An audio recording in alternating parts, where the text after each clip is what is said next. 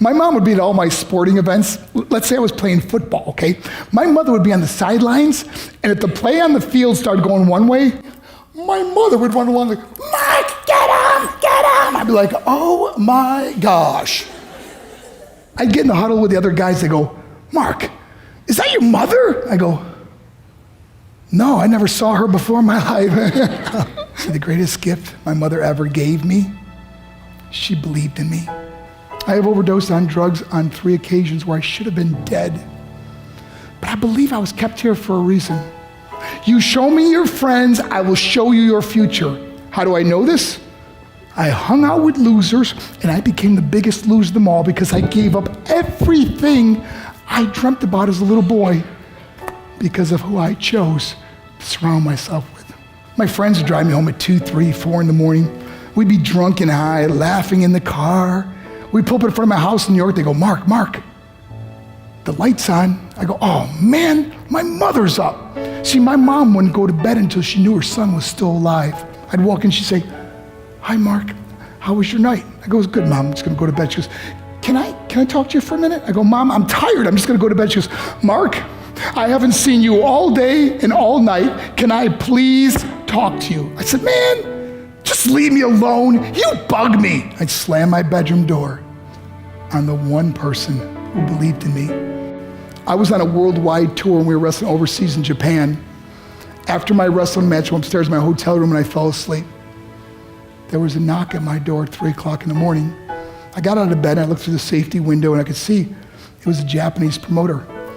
So I opened the door and he said, Mark, you need to call home. There's been an emergency. I went and got on the hotel room phone. I called back to the United States. I said, hey, what's going on? They said, Mark, I don't know how to tell you this. I said, just tell me what happened. All of a sudden they started crying. They go, Mark, I can't tell you. I said, just say it. They said, Mark, your mother died. I just threw the phone down. I ran out of my hotel room. I took the elevator to the lobby, and when the doors opened up, I just ran out into the street. I mean, there was no cars, there was no people. It was 3 o'clock in the morning. And I walked down the middle of a street in Hiroshima, Japan, and I remember looking up and just saying, Mom, I am so sorry. I flew home for her funeral, and I was so nervous to walk up to her casket, so I just stood way in the back.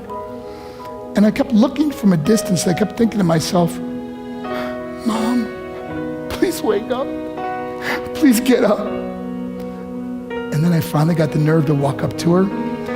And as I got closer, I could see my mom for the first time. I mean, she was so beautiful. She was dressed in white. I mean, she looked like an angel. And I just stood over and I said, Mom, you are my hero. Everything I am, everything I hope to be was because of you. You loved me so much, you gave me a life. You're the only one that ever believed in me.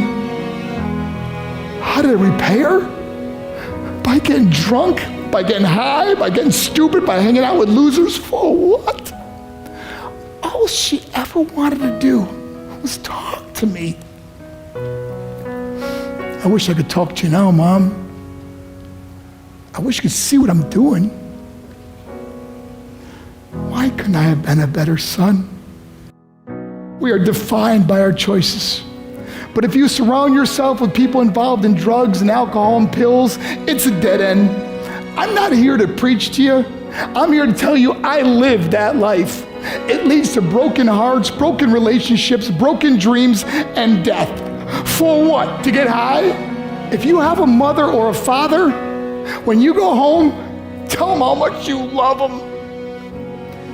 See, my whole life was about being rich and famous. I had to be a millionaire. I had to win the race. I had to win the race at the expense of my marriage, my family, my friends. For what?